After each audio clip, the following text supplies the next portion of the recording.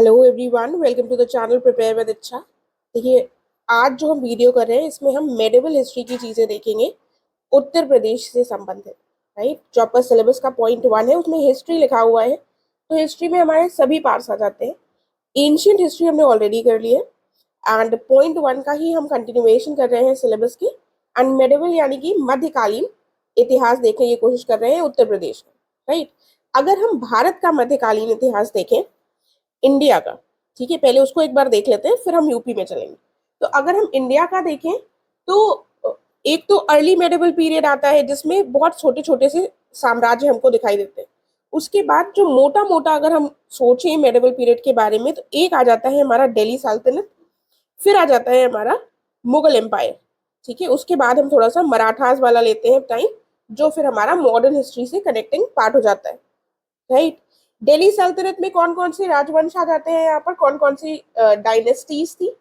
तो बेसिकली यहाँ पर हमको 5 डायनेस्टीज देखने को मिलती हैं, ये आप लोगों को पता होगा।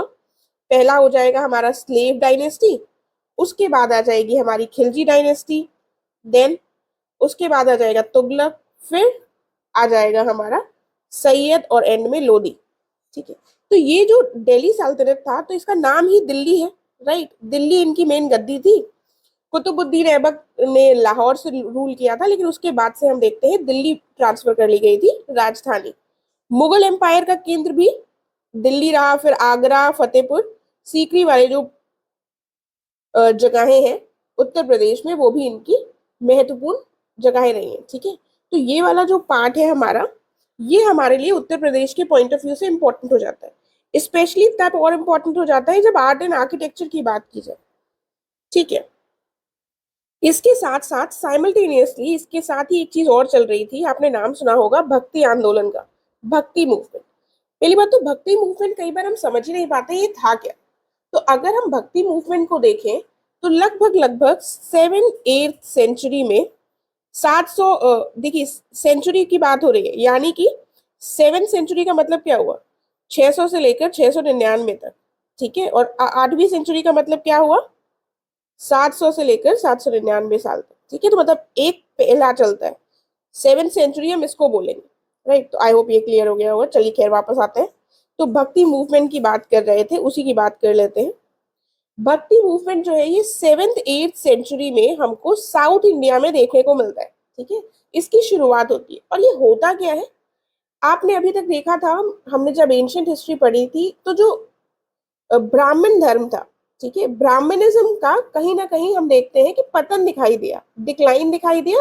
और बाकी जो सेक्ट्स थे यानी कि जैनिज्म, बुद्धिज्म जैसे, ये धीमे धीमे बढ़ने लगे थे। राइट, लेकिन इस समय तक आकर साउथ इंडिया में हम फिर से एक बार ब्राह्मणिज्म का रिवाइवल देखते हैं।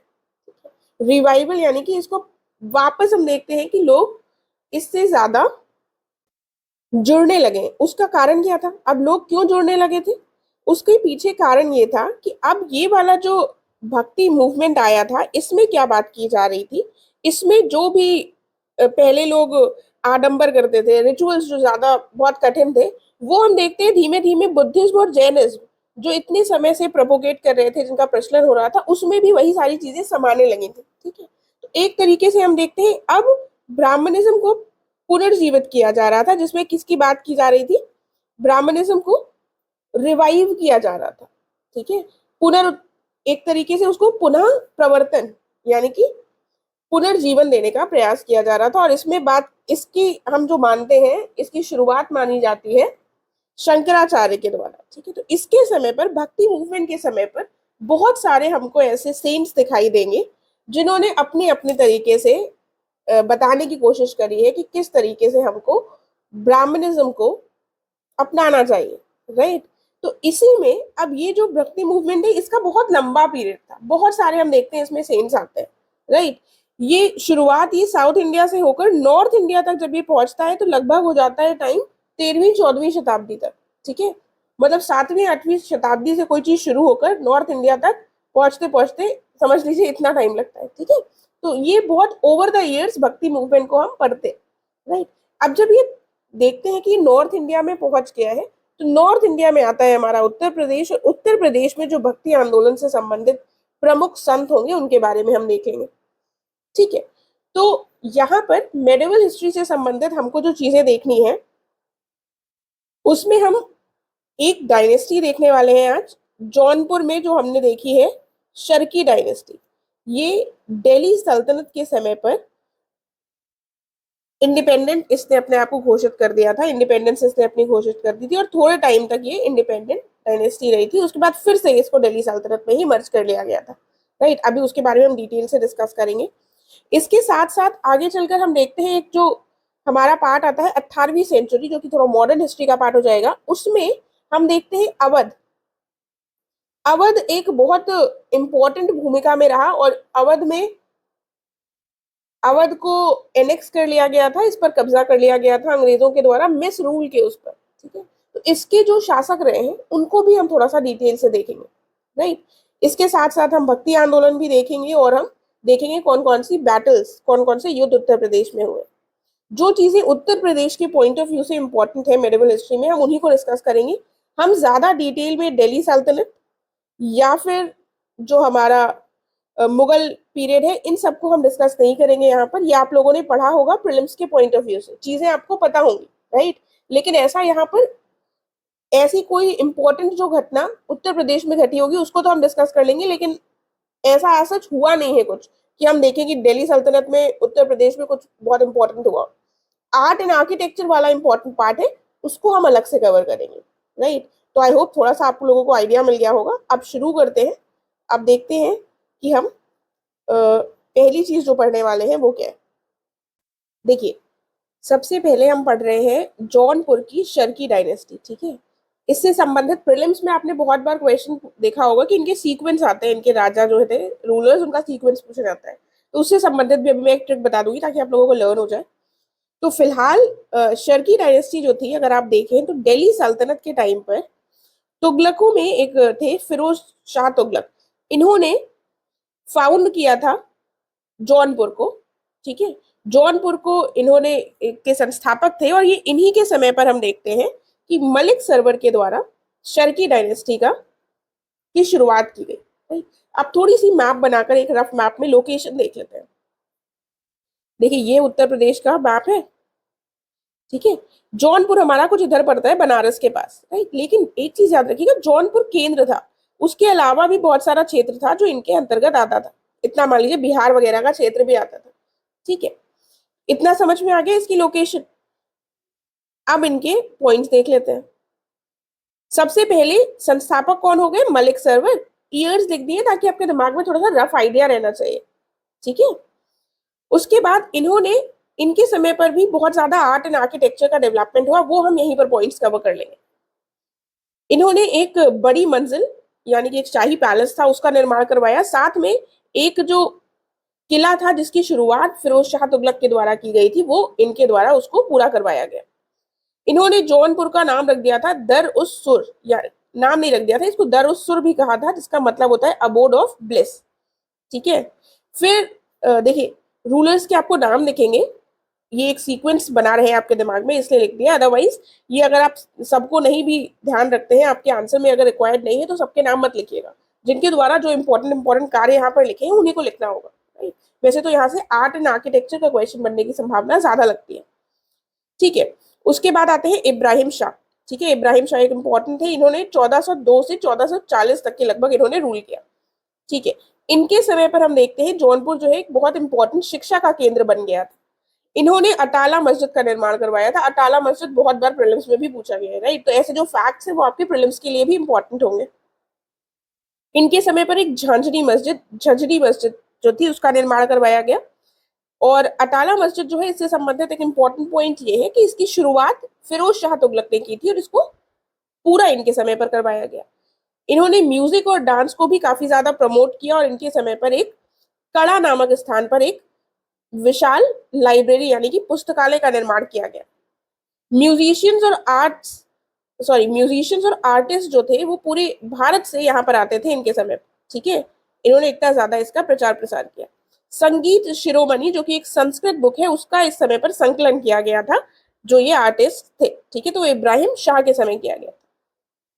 देन थोड़े से पॉइंट्स और देख लेते हैं। महमूद शाह, इनके बाद 1440 से 1457 तक महमूद शाह रहते हैं। इनके समय पर किसका निर्माण हुआ?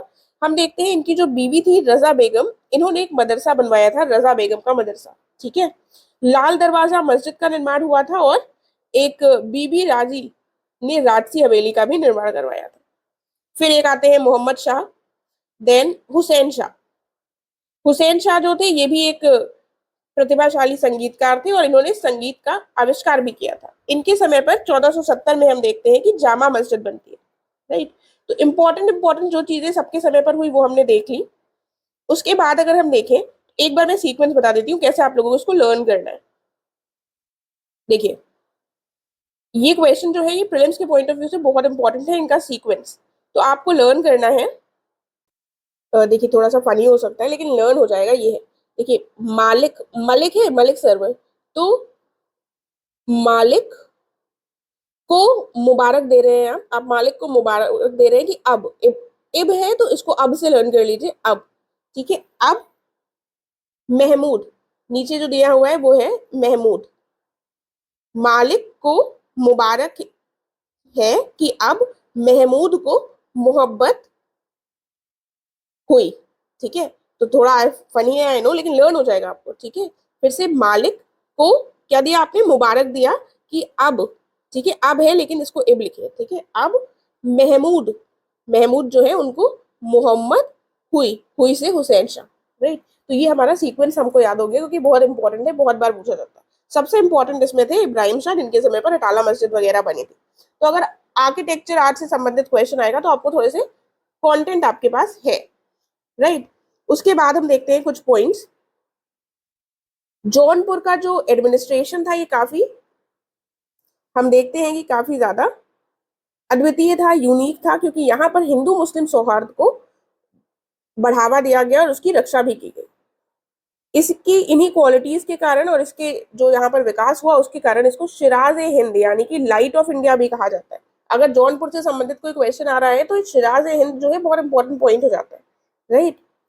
फिर हम देखते हैं कि ये फिरोज शाह तुगलक के समय पर इंडिपेंडेंट हुआ था, और आते आते एंड में बहलोल लोधी के समय 1448 में हम देखते हैं कि इसको दोबारा दिल्ली सल्तनत में ही मर्ज कर लिया गया।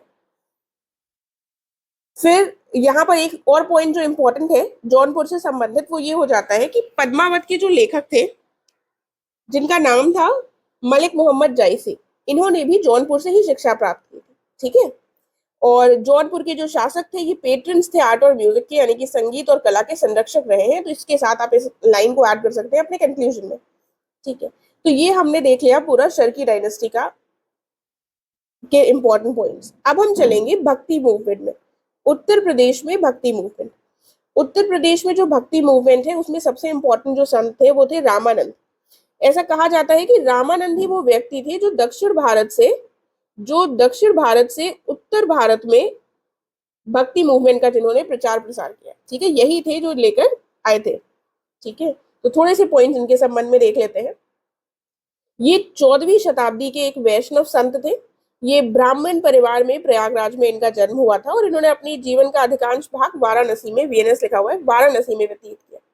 ये एक प्रमुख वो थे, वर्शिपर थे भगवान राम के, ठीक है, प्रमुख राम उपासक थे। और इनको भक्ति मूवमेंट का नॉर्थ इंडिया में फाउंडर यानी कि संस्थापक माना जाता है। इन्होंने जो भी चीजें अपनी लिखी हैं उसको हिंदी भाषा में लिखा है, जिससे कि ये लोगों तक पहुंच सका, ठीक है, जिससे लोगों की जो धर्म तक पहुंच थी वो सुलभ हो सके। इसके बाद इनके जो लिरिक्स है, इनकी जो लिखाई है, इनके जो काम है, साहित्यिक कृत्य है, वो हम देखते हैं कि उनका उल्लेख आदि ग्रंथ में भी किया गया है। अब आदि ग्रंथ जो है वो क्या है? ये बेसिकली एक रिलीजियस बुक है सिखिज्म की, ठीक है। इसी को हम गुरु ग्रंथ साहिब भी कहते हैं।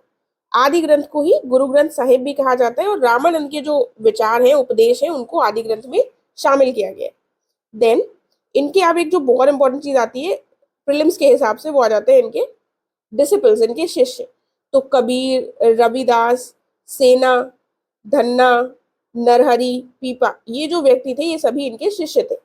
रविदास जो थे मोची थे प्रोफेशन से, सेना जो थे एक नाई थे, धन्ना एक जाट कृषक थे, नरहरि सुनार थे, और पीपा राजपूत राजकुमार थे। ठीक है, तो कुछ के नाम आपको लर्न होने चाहिए। रामानंद के अगर हम देखें तो इनको एक ब्रिज माना जाता है, एक सेतु माना जाता है उत्तर भारत के भक्ति आंदोलन और दक्षिण भारत के भक्ति आंदोलन के मध्य। संत परंपरा जो उत्तर भारत में प्रारंभ की गई थी उसमें मुख्य भूमिका किसकी थी? रामानंद की। देन इनके कुछ साहित्यिक कार्य जो है वो देख लेते हैं। इन्होंने लिखी है ज्ञान लीला, योग चिंतामणि। ठीक है, ये इन्होंने हिंदी में लिखी है। उसके बाद एक और है वैष्णव माता भजन भास्कर, रामा रामार्चन पद्धति। ठीक है, ये जो है ये इन्होंने संस्कृत में लिखी है।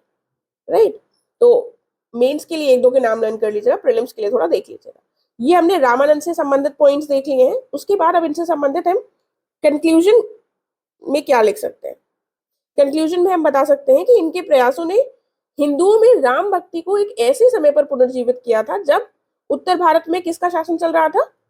जब इस्लामिक शासन के अधीन उत्तर भारत था, उस समय पर इन्होंने राम भक्ति को पुनर्जीवित किया था उत्तर भारत में। इनका एक प्रमुख योगदान था। इस तरीके से हम निष्कर्ष लिख सकते हैं। निष्कर्ष में यहाँ पर आधा शाह होगा, गलत लिखा है। ठीक है, देन आगे बढ़ते हैं। अब हम आते हैं दूसरे भक्ति संत की तरफ, जो है कबीर। कबीर जो है इनका जन्म काशी में हुआ था 15वीं शताब्दी में।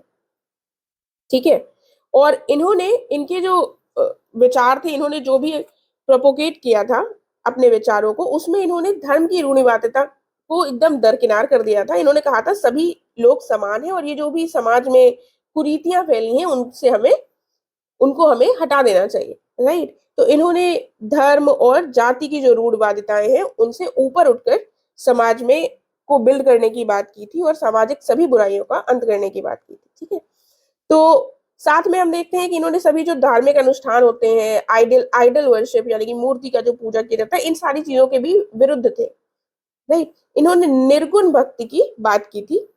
निर्गुण भक्ति क्या होती है? जिसमें ऐसा माना जाता है कि भगवान का कोई शेप नहीं है। ठीक है, भगवान के कोई ऐसे एट्रीब्यूट्स नहीं है। ठीक है, आइडल के रूप में भगवान को नहीं देखा जाता है। राइट, वो हो जाती है हमारी निर्गुण भक्ति, यानी कि भगवान इसके बियॉन्ड है। राइट, तो ये निर्गुण भक्ति की जो ट्रेट्स थे, जो एट्रीब्यूट्स थे, वो कबीर के द्वारा इसका पालन किया गया। राइट, इनके जो दोहे हैं उनका संकलन बीजक में देखने को मिलता है हमको। और इन्होंने क्या किया था? इनका गोल था कि हिंदू और मुस्लिम के बीच में शांति को बढ़ावा दिया जा सके, इन दोनों के बीच में सौहार्द बढ़ाया जा सके। इनके जो शिष्य यानी कि इनके जो डिवोटीज थे उनको कबीर पंथी कहा जाता था। राइट, और इनके कुछ शिष्यों में नाम आ जाएंगे रविदास, गुरु नानक, धन्ना। ठीक है, इनके नाम आ जाएंगे इसमें। इनके जो पोएम्स थी वो हिंदी की जो बोलियां हैं जैसे कि ब्रज, भोजपुरी, अवधी, इन सब में इन्होंने अपनी कविताएं लिखी हैं। ठीक है, देखिए ये लोग जो हैं, ये लोग आपके जीएस 1 का जो पेपर होता है ना उसके हिसाब से भी इंपॉर्टेंट हो जाते हैं, क्योंकि ये बहुत बड़ी पर्सनालिटीज रहे हैं। और उसके बाद जब ये यूपी को बिलोंग करते हैं तो ये हमारे लिए जीएस 5 के पॉइंट से भी इंपॉर्टेंट हो जाता है। राइट, तो दोनों चीजें हमारे लिए कोइंसाइड करेंगी कहीं कहीं जगहों पर, बहुत जीएस 1, 2, 3 सबसे। राइट, तो उस हिसाब से देखते चलेगा। इन केस आपने जीएस 1 में कबीर से संबंधित कुछ नोट्स बना रखे हैं तो फिर इसको छोड़ दीजिएगा यहाँ पर। राइट, देन आगे देखेंगे रविदास। दोनों लोग ऊपर वाले बहुत इंपॉर्टेंट थे, उनको हमने ज्यादा देख लिया है, इसलिए थोड़े थोड़े पॉइंट्स देख लेते हैं कि ये काशी में इनका जन्म हुआ था। ये भी निर्गुण ब्रह्म यानी कि निर्गुण भक्ति के उपासक थे। उनके ही शिष्य थे, तो उन्हीं की जो फिलोसफीज थी उसको ही इन्होंने फॉलो किया। राइट, जैसे मान लीजिए रविदास से संबंधित कुछ पॉइंट्स आ जाते हैं तो इनके में भी आप लिख सकते हैं कि ये भी आइडल वर्शिप नहीं करते थे। जो पॉइंट्स हमने ऊपर पढ़े, रिचुअल्स के खिलाफ थे। राइट, उनके शिष्य थे तो उन्हीं की बातों का इन्होंने भी उसी तरीके से चीजों का पालन किया। इनके जो फॉलोअर्स थे उनको रायदासी सेक्ट यानी कि रायदासी संप्रदाय कहा जाता था। मतलब सॉरी, उन्होंने रायदासी सेक्ट यानी रायदासी संप्रदाय की स्थापना करी। राइट, फिर एक प्रमुख जो थे वो आते हैं हमारे तुलसीदास। ठीक है, तुलसीदास जो थे ये वैष्णव हिंदू संत थे और सबसे ज्यादा इनको जाना जाता है, आपको पता है, रामचरितमानस के लिए। ठीक है, तो ये भगवान राम के उपासक थे। इनका जन्म राजापुर बांदा में हुआ था। राइट, सबकी जो जन्म के ईयर्स हैं वो आपको नहीं याद रखने, लेकिन तब भी आपको थोड़ा पता होगा तो आपके दिमाग में रहेगा कि ये 16वीं शताब्दी से है। अच्छा, ठीक है, तो ये किसके कंटेम्प्रेरी हो सकते हैं? 1543 में अगर ये इनका जन्म हुआ था तो ये मुगल रूलर्स के कंटेम्प्रेरी थे। ठीक है, रामचरितमानस की इन्होंने रचना करी थी गंगा के किनारे बैठकर बनारस में, और ये अवधी भाषा में लिखी गई है। देन उसके बाद हम एक और देखते हैं प्रमुख, रस खान। रस खान जो थे ये भी 16वीं शताब्दी के ही थे, ठीक है। देन ये भगवान कृष्ण के उपासक थे। इनका जन्म हुआ था अमरोहा उत्तर प्रदेश में, और इन्होंने अपने जो बाद के वर्ष थे जीवन के वो वृंदावन में गुजारे, वो आप ध्यान रख सकते हैं क्योंकि ये कृष्ण के उपासक थे। उसके बाद एक थे मलूक दास। मलूक दास 1574 में जन्मे थे, और ये इलाहाबाद के पास कड़ा नामक स्थान पर इनका जन्म हुआ था। इनके जो गानों के विषय होते थे, थीम्स होती थी, वो समाज सुधार, धार्मिक सहिष्णुता, इन सब से लिए जाते थे, ठीक है। तो ये हमने इनके पॉइंट्स देख लिए। अब आते हैं अगले, सूरदास। सूरदास का जन्म हम देखते हैं 1478 से 1579, यानी कि 15वीं शताब्दी के आखिरी के दशकों में इनका जन्म हुआ था। ये रनुक्ता नामक गांव में इनका जन्म हुआ था, आगरा मथुरा रोड के पास, ठीक है। तो थोड़े से ये पॉइंट ऐसा नहीं है इसमें कुछ समझना है, इनको थोड़ा सा रटना ही पड़ेगा आपको, ठीक है। अब उसके बाद ये पोएट और डिवोटी थे भगवान कृष्ण के, ठीक है। तो इसके साथ ही ये वल्लभाचार्य नामक जो संत थे उनके अनुयायी थे, और वल्लभाचार्य ने पुष्टि मार्ग को फॉलो करते थे, पुष्टि मार्ग कल्प की प्रैक्टिस करते थे, ठीक है। और वल्लभाचार्य के जो शिष्य थे, 8 जो प्रमुख शिष्य थे, उनको अष्टचाप कहा जाता था। तो फिर से एक प्रीलिम्स के पॉइंट ऑफ व्यू से इंपॉर्टेंट पॉइंट आ जाता है कि अष्टचाप किससे संबंधित थे, तो वल्लभाचार्य के जो 8 प्रमुख शिष्य थे उनके ग्रुप को क्या कहा जाता था, अष्टचाप, ठीक है। तो आई होप अभी तक कुछ बोरिंग नहीं हुआ होगा, इंटरेस्ट बनाए रखे होंगे आप लोग। तो ये हमने देख लिए भक्ति सेन्स, थोड़ा सा अभी और देख रहे हैं सूरदास के बारे में। इनके जो साहित्यिक कार्य थे, इनके तो बहुत आसान नाम है, इन्हीं के नाम से है, सूर सागर, सूर सरावली, ठीक है, साहित्य लाहिरी। देन इन्होंने जो अपनी कविताएं लिखी थी ये ब्रज भाषा में लिखी थी प्रमुखता, और इनके कार्य भी गुरु ग्रंथ साहिब में इंक्लूड किए गए। अब पॉइंट ये आता है कि इनके कार्य किए गए थे, और हमने ऊपर किसके देखे थे, रामानंद के कार्य भी इंक्लूड किए गए थे, ठीक है। फिर इसके बाद आगे बढ़ेंगे, अब हम आएंगे अवध में, ठीक है। थोड़ा सा ब्रेक ले लीजिए अगर बहुत ज्यादा ओवरडोज ऑफ इंफॉर्मेशन हो गया हो, ठीक है। देखिए अवध, ये थोड़ा सा मैप है उत्तर प्रदेश का। हमें समझ नहीं आता कि अवध वाला रीजन कौन सा है, तो ये जो मैप है ये वर्तमान उत्तर प्रदेश का नहीं है, पहले वाले उत्तर प्रदेश का है, जब वो यूनाइटेड प्रोविंस था, संयुक्त प्रांत के नाम से जाना जाता था। तो ये वाला जो क्षेत्र है वर्तमान में कहाँ पर आता है, उत्तराखंड में, ठीक है। ये उत्तराखंड हो गया, कुमायूं, ये उत्तर प्रदेश का भाग नहीं है, राइट। तो ये जो क्षेत्र हम देखते हैं ये अवध है। इधर हम देखते हैं पूर्वी जिले आ जाएंगे, ये वाला जो क्षेत्र आता है ऊपर का ये रोहिलखंड है। ये ऊपर वाला दोआब का क्षेत्र है, ये नीचे वाला ये बुंदेलखंड का क्षेत्र है, ठीक है। आई होप ये मैप से थोड़ा सा आपको क्लैरिटी हो गई होगी, वरना अवध हम सोचते रहते हैं कहाँ पर है, समझ नहीं पाते एग्जैक्टली, ठीक है। तो ये लखनऊ वगैरह जो क्षेत्र है वो यहाँ पर आ जाएंगे। अब यहाँ पर जो पहली लाइन दी हुई है ये इसकी बाउंड्रीज की ही बात की गई है। अगर मैं आपको सिर्फ ये बता देती कि अवध जो है, सॉरी, अगर मैं आपको बता देती कि जो अवध का क्षेत्र है ये बॉर्डर होता है साउथ वेस्ट में गंगा के दोआब के द्वारा, नॉर्थ वेस्ट में रोहिलखंड के द्वारा, नॉर्थ में नेपाल के द्वारा, ईस्ट में भोजपुर पूर्वांचल के द्वारा, तो आपको शायद समझ ना आता। लेकिन अब आप यहाँ पर देखिए, ये जो हमारा अवध का क्षेत्र है ये हमारा सबसे पहले साउथ वेस्ट में ये गंगा का दोआब आ रहा है इसके, ठीक है। उसके बाद हम देख रहे हैं कि ये नॉर्थ वेस्ट वाला जो क्षेत्र है यहाँ पर क्या आता है, रोहिलखंड का।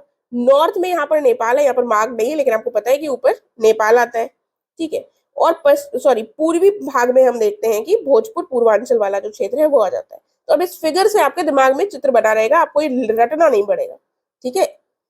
तो ये हेल्प होती है मैप से, इसीलिए मैप जरूर बना लेना चाहिए। अगला पॉइंट आता है, अवध को हम देखते हैं कि कैसे अवध जो है एक रीजनल पॉलिटिकल सिस्टम के रूप में उभरा 18वीं शताब्दी में, ठीक है। तो जो इसके प्रमुख रूलर्स रहे हैं सभी को देखेंगे, जैसे हमने शर्की में भी सबका सीक्वेंस देखा, इसमें भी सबका सीक्वेंस देखेंगे, कुछ कुछ पॉइंट्स इंपॉर्टेंट है सबके, तो वो देख लेंगे। बाकी इसके अलावा ये भी हमारे आर्ट एंड आर्किटेक्चर के पॉइंट ऑफ व्यू से इंपॉर्टेंट हो जाते हैं, ठीक है, क्योंकि आर्ट का विकास इनके समय पर हम देखते हैं, तो उससे भी क्वेश्चन बन सकता है, उसके पॉइंट्स भी यहाँ पर इंक्लूड कर लिए मैंने। तो सादत खान जो थे ये फाउंडर थे ऑटोनॉमस प्रिंसिपैलिटी ऑफ अवध के, यानी कि अवध के स्वायत्त रियासत की स्थापना इनके द्वारा की गई थी। जो अवध क्षेत्र था वो बहुत इंपॉर्टेंट हो जाता है, क्यों इंपॉर्टेंट हो जाता है, अगर हम देखें तो ये जो गंगा के जलोढ़ मैदान थे वो और जो एक वाणिज्यिक मार्ग था उत्तर भारत का इंपॉर्टेंट, ये दोनों चीजें अवध वाले क्षेत्र में हमको दिखाई देती है। एक तो गंगा के जलोढ़ मैदान और साथ में एक कॉमर्स रूट, एक ट्रेड का इंपॉर्टेंट रूट, जो अवध को क्या बना देता था, एक इंपॉर्टेंट स्थान बनाया जिसने अवध को, ठीक है, जिसकी वजह से यहाँ पर ये महत्वपूर्ण भूमिका रही इसकी भारत के इतिहास में। उसके बाद अगले हम जो देखते हैं इंपॉर्टेंट आते हैं, वो कौन आते हैं, सफदर जंग, ठीक है। सफदर जंग जो है, इनके समय पर ज्यादा टाइम इन्होंने फर्रुखाबाद के जो बंगश नवाब थे उनके साथ ही संघर्ष में इनका ज्यादा समय बीत गया, राइट। इसके बाद आए शुजाउद्दौला। शुजाउद्दौला सबको पता होगा, ठीक है। बैटल ऑफ बक्सर याद आ रही है ना, तो बैटल ऑफ बक्सर में मीर कासिम का किसने किसने साथ दिया था, शाह आलम ने और शुजाउद्दौला ने। शुजाउद्दौला कौन थे, नवाब कहाँ के थे, अवध के, ठीक है। इनका टाइम पीरियड भी देखिए याद आ जाएगा, 1754 से 1775 तक, और 1764 में हम देखते हैं कि बक्सर का युद्ध हुआ। तो ये हार जाते हैं, कुल मिलाकर इन तीनों लोगों का जो गुट था वो हार जाता है अंग्रेजों के विरुद्ध जो ये प्रयास किया गया था, और इसके परिणाम स्वरूप होती है इलाहाबाद की संधि। अंग्रेजों के साथ इलाहाबाद की संधि होती है, जिसमें ये जो शुजाउद्दौला थे इनका ही नुकसान होता है और इनको काफी ज्यादा भरना पड़ जाता है अपने अपनी हार की, मतलब अपने हार के लिए इन्होंने काफी ज्यादा चीजें इनको देनी पड़ी थी अंग्रेजों को, राइट। तो क्या क्या पॉइंट से, चलिए वो भी बता देती हूँ। देखिए, तो ट्रीटी ऑफ इलाहाबाद जो थी, इलाहाबाद की दो संधियां की गई थी अंग्रेजों के द्वारा। एक अंग्रेजों ने संधि की थी शाह आलम द्वितीय के साथ, दूसरी संधि की थी अवध के नवाब के साथ। जो अवध के नवाब के साथ की थी, तो इन्होंने कहा था जो भी युद्ध की क्षतिपूर्ति है, यानी कि युद्ध जो हुआ उसमें जो भी खर्चा वगैरह हुआ तुम्हारी जिम्मेदारी, तुम हार गए तो उसका पैसा दोगे, ठीक है। तो उसके लिए इन्होंने वॉर इंडेमनिटी के रूप में 50 लाख रुपए लिए थे नवाब से, ठीक है। इसके बाद इन्होंने कहा था कि जो तुम्हारा कड़ा वाला क्षेत्र है, इलाहाबाद और कड़ा वाला जो क्षेत्र है, वो तुम मुगल एम्परर शाह आलम द्वितीय को दे दो, ठीक है। इसके बाद जो तीसरी चीज करी गई थी इस संधि के माध्यम से, कि जो इनका बनारस का जो क्षेत्र था उसको भी इनसे ले लिया गया था, ठीक है। और उससे इनसे लेकर बलवंत सिंह को दे दिया गया था, कंप्लीट कंट्रोल उनको दे दिया गया था। तो कुल मिलाकर ये संधि काफी ज्यादा नुकसानदेही रही थी नवाब के लिए। तो ये जो संधि थी, इसके बाद हम देखते हैं, इसके माध्यम से अवध का जो क्षेत्र था, यहाँ पर ब्रिटिश आगमन हो गया था और धीरे धीरे जो अंग्रेजों की वास्तविक सत्ता स्थापित हुई अवध के क्षेत्र में, उसके लिए मार्ग प्रशस्त हो गया था, राइट। तो ये पॉइंट हमने यहाँ पर देख लिया। उसके बाद इनके बाद आते हैं आसफुद्दौला। आसफुद्दौला का जो टाइम पीरियड था वो लगभग लगभग रहता है 1775 से 1798 के बीच में। इनके समय पर कुछ हमें बदलाव देखने को मिलते हैं अवध की राजनीति में। क्या बदलाव हुआ, इन्होंने अवध का जो दरबार था वो फैजाबाद से कहाँ ले गए, लखनऊ ट्रांसफर कर दिया था, ठीक है। और लखनऊ जब चला गया, तो लखनऊ जब प्रमुख केंद्र बन गया, तो वहां का विकास होने लगा और वहां पर बड़े पैमाने पर शहर के आसपास का जो क्षेत्र था वो विकसित होने लगा था। यहाँ पर हम एक चीज और देखते हैं कि ईरान और इराक के जो शिया लोग थे वो यहाँ से यहाँ पर लखनऊ में आते रहे, तो वहां उनका जो कल्चर था उसका यहाँ पर लखनऊ में हमको बहुत ज्यादा विकास देखने को मिलता है, ठीक है। तो यहाँ पर शक्तिशाली शिया संस्कृति का उदय देखने को मिलता है। साथ में इंपॉर्टेंट पॉइंट हो जाता है कि ईरानी शहरों से बढ़ते अप्रवासियों यानी कि बढ़ते लोगों के ने लखनऊ में एक महान बौद्धिक केंद्र के लखनऊ को एक महान बौद्धिक केंद्र यानी कि एक इंटेलेक्चुअल सेंटर के रूप में को स्थापित करने में हेल्प की थी, ठीक है।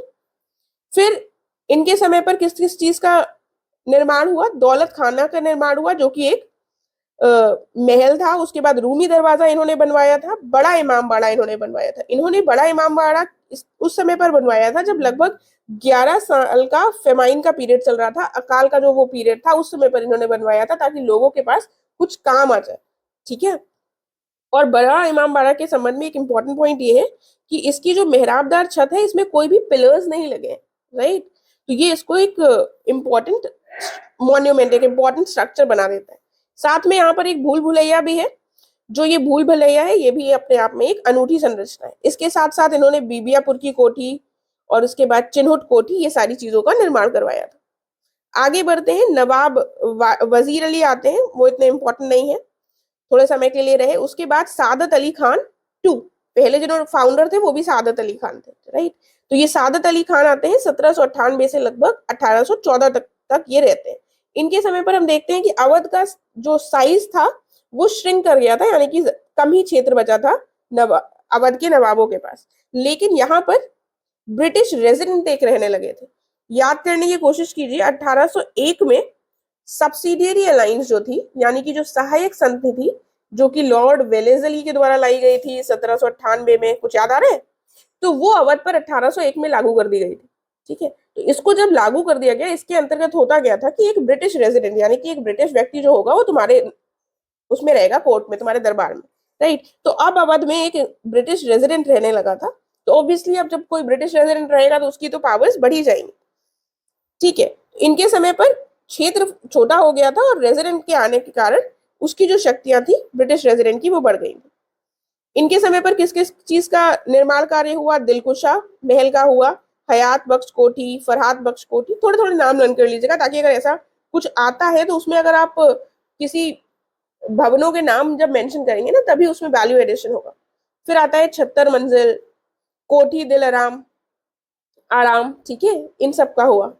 और ये दोनों जो कंस्ट्रक्शन थे, इसमें इंपॉर्टेंट पॉइंट ये हो जाता है कि यहाँ पर इन्होंने मुगल स्टाइल ऑफ आर्किटेक्चर को नहीं अपनाया था, यानी कि मुगल शैली को नहीं अपनाया था, बल्कि इन्होंने यूरोपीय शैली को अपनाने की कोशिश की थी यहाँ पर, इन दोनों में।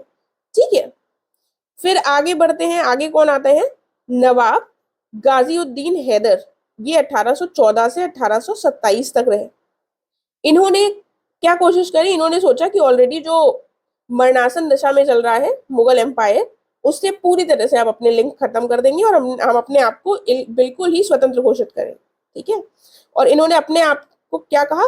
किंग कहा, राजा कहा। लेकिन ब्रिटिश रेजिडेंट आ चुके थे, वो ऑलरेडी रहने लगे थे यहाँ पर सहायक संधि के अंतर्गत, और भले ही इन्होंने अपने आप को राजा कहा हो, लेकिन ज्यादा शक्ति किसके पास आ रही थी इस समय तक? रेजिडेंट जो थे वो ज्यादा पावरफुल हो गए थे। देन इनके समय पर किस किस चीज का निर्माण हुआ? तो एक मोती महल भवन का निर्माण हुआ। ठीक है, कदम रसूल, कदम रसूल जो था, ब्लैक स्टोन पर इन्होंने अपने एक तरीके से पद चिन्ह, अपने फुटप्रिंट्स को बनवाया था, कदम रसूल। तो याद रखिएगा, जो गाजीउद्दीन हैदर थे, जो अपने आप को राजा डिक्लेयर कर रहे थे, वही इतने वो थे कि इन्होंने अपने पद चिन्हों को ब्लैक स्टोन पर मार्क करवाया था। ठीक है, तो राजा और ये पद चिन्ह वाला थोड़ा सा रिलेट कर लेंगे तो पॉइंट याद रहेगा। आगे बढ़ते हैं, फिर कौन आता है? नवाब नसीरुद्दीन हैदर। जो नवाब नसीरुद्दीन हैदर थे, इन्होंने बढ़िया से विलासितापूर्ण जीवन जिया, ज्यादा इन्होंने ऐसा कुछ किया नहीं खास। केवल इनकी एक जो इंपॉर्टेंट पॉइंट था ये था कि इन्होंने एस्ट्रोलॉजी और एस्ट्रोनॉमी पर ये विश्वास करते थे, जिसके कारण इन्होंने लखनऊ में एक ऑब्जर्वेटरी यानी कि वेधशाला का निर्माण करवाया। ठीक है, फिर आते हैं नवाब मोहम्मद अली शाह। नवाब मोहम्मद अली शाह के समय पर छोटा इमाम बाड़ा का निर्माण हुआ, ये इनसे संबंधित प्रमुख हो गया। उसके बाद नवाब अमजद अली शाह, ये जो थे ये पढ़े लिखे काफी थे, लेकिन तब भी ये एक अयोग्य शासक ही साबित हुए। इन्होंने ऐसा कुछ खास कर नहीं पाए। 1842 से 47 लिखा इनका टाइम पीरियड। ठीक है, अब जो एक इम्पोर्टेंट रूलर थे वो थे नवाब वाजिद अली शाह, जो 1847 से 56 तक आते हैं, और यही इसके साथ नवाबों से ले ली जाती है उनकी शक्ति। ये जो थे ये एक ग्रेट थिएटर जीनियस थे। इन्होंने काफी ज्यादा आर्ट को प्रमोट किया। इन्होंने परी खाना की स्थापना करवाई थी, ताकि वहां पर ट्रेन किया जा सके आर्टिस्ट को, यानी कि वहां पर उनको प्रशिक्षण दिया जा सके। कथक के ये बहुत अच्छे वो थे, कथक डांसर थे। ये ग्रेट पेट्रन थे आर्ट सिंगर्स और म्यूजिशियंस के, यानी कि सबको संरक्षा देते थे। ये आर्किटेक्चर में भी इनका इंटरेस्ट था। कैसरबाग भवन समूह का निर्माण करवाया था इन्होंने। उसके बाद हम देखते हैं,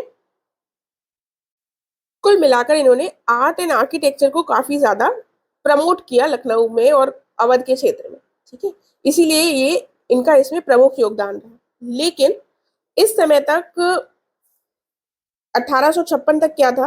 अवध को कब्जे में करने का निरंतर प्रयास किया जा रहा था अंग्रेजों के द्वारा। ठीक है, तो अंग्रेज मौका ढूंढ रहे थे कि कहां से हमको मौका मिल जाए और इसको हम एनेक्स कर लें।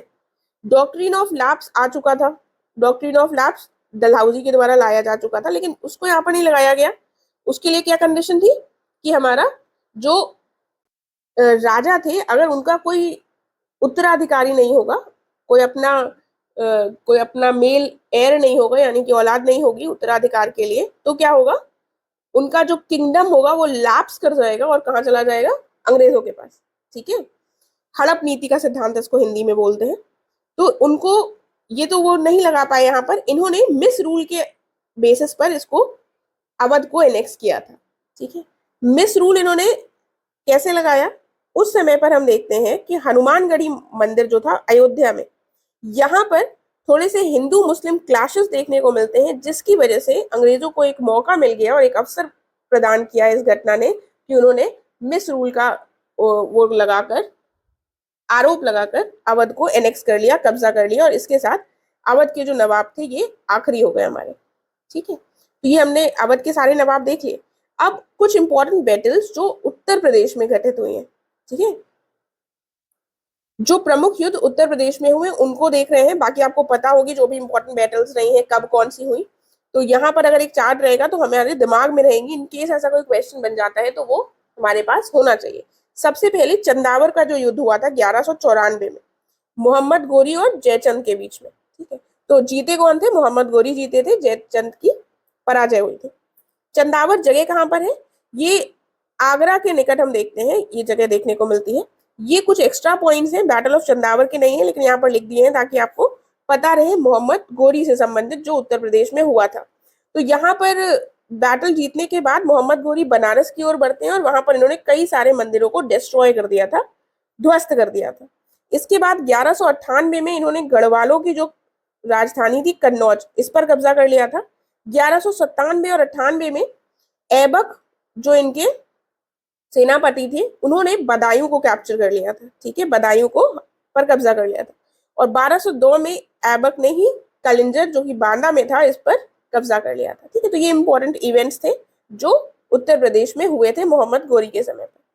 फिर अगली जो बैटल आती है वो आती है बैटल ऑफ अमरोहा। ये 1305 में हुई थी और ये अलाउद्दीन खिलजी और मंगोलों के बीच में हुई थी। तो ये मंगोलों को यहाँ पर पराजित कर दिया था अलाउद्दीन खिलजी ने। ये एक इंपॉर्टेंट बैटल हो गई। फिर आता है खानवा का युद्ध, 1527 में हुआ। अब ये खानवा का युद्ध, आपने 4 युद्ध पढ़े हैं बाबर के, राइट? तो वो कौन कौन से 4 युद्ध थे, पानीपत, खानवा, चंदेरी और घाघरा। ठीक है, रिवाइज कर लीजिए, प्रीलिम्स के पॉइंट ऑफ व्यू से इंपॉर्टेंट है। पानीपत, खानवा, चंदेरी और घाघरा। ठीक है, ये जो चारों थे ये बाबर के द्वारा लड़े गए युद्ध थे। और ईयर्स क्या क्या थे यहाँ पर, पानीपत 1526, खानवा 1527, चंदेरी का जो युद्ध था ये 1528 और घाघरा का 1529। ठीक है, तो हम यहाँ पर सब नहीं पढ़ रहे हैं, हम सिर्फ उत्तर प्रदेश से संबंधित पढ़ रहे हैं। तो ये खानवा का जो युद्ध था ये 1527 में उत्तर प्रदेश में लड़ा गया था और खानवा जो जगह है ये आगरा के निकट है। ठीक है, अगला आता है कन्नौज का युद्ध, यानी कि इसको बिलग्राम का युद्ध भी कहा जाता है। ठीक है, ये शेर शाह सूरी और हुमायूं के बीच लड़ा गया था, 1540 का समय आ गया है। ये बहुत ही इंपॉर्टेंट बैटल थी। इसको कहा जा सकता है कि इतिहास में एक महत्वपूर्ण मोड़ साबित हुई, क्योंकि इस समय पर बिलग्राम की बैटल के बाद हुमायूं जो थे वो चले गए थे और सूरी डायनेस्टी जो वो स्थापित हो पाई थी। ठीक है, लगभग 15 वर्ष के लिए शेर शाह सूरी की जो डायनेस्टी थी, सूरी डायनेस्टी, उसने रूल किया। और फिर 1555-56 में फिर से हुमायूं जो है वो वापस आते हैं और मुगल एम्पायर दोबारा, मुगल साम्राज्य स्थापित होता है। ठीक है, देन अब ये बैटल तो नहीं है लेकिन अकबर के द्वारा कलिंजर, बांदा पर कब्जा कर लिया गया था और वहां के जो शासक थे रामचंद्र, उनको पराजित कर दिया गया था 1569 में। तो एक इंपॉर्टेंट पॉइंट है, तो इसको इसलिए मैंने यहाँ पर लिख दिया है। एक और आती है, फिर आता है बैटल ऑफ सामूगढ़। सामूगढ़ की बैटल को याद करने की कोशिश कीजिए। जो शाहजहां के बाद जो सक्सेशन के लिए वॉर्स हुए थे औरंगजेब और उनके भाइयों के बीच में, उसमें एक बैटल जो थी वो सामूगढ़ में लड़ी गई थी। ठीक है, और ये जो बैटल थी 1658 से 59 के मध्य लड़ी गई थी दारा शिकोह और उनके तीनों भाइयों के साथ। औरंगजेब ने इसको लीड किया था और औरंगजेब का ही पक्ष जो था वो जीत गया था। दारा शिकोह, जिनको शाहजहां बनाना चाहते थे रूलर, वो यहाँ से पराजित होते हमको दिखाई देते हैं। तो फिर से ये निर्णायक बैटल जो थी वो साबित होती है। ठीक है, तो इसके साथ हमने कंप्लीट कर ली है मेडिवल हिस्ट्री की यूपी से संबंधित सभी इंपॉर्टेंट चीजें। एंड अगर मुझे कुछ और लगेगा तो मैं उसको अगले वीडियो में इंक्लूड कर लूंगी। आई होप आप लोगों को सारी चीजें क्लियर हो गई होंगी। अगर आपको कोई भी क्वेश्चन है तो आप पूछ सकते हैं, और प्लीज अगर वीडियो अच्छा लगे तो लाइक जरूर कर दीजिएगा, और अगर आपके आसपास कोई ऐसा है जिसके साथ आप शेयर कर सके तो वो भी जरूर कर दीजिएगा। तो नेक्स्ट वीडियो भी जल्द ही लाने का प्रयास रहेगा। टेलीग्राम चैनल को ज्वाइन करना चाहें तो कर लीजिएगा, उसका लिंक आपको डिस्क्रिप्शन में मिल जाएगा। Thank you so much.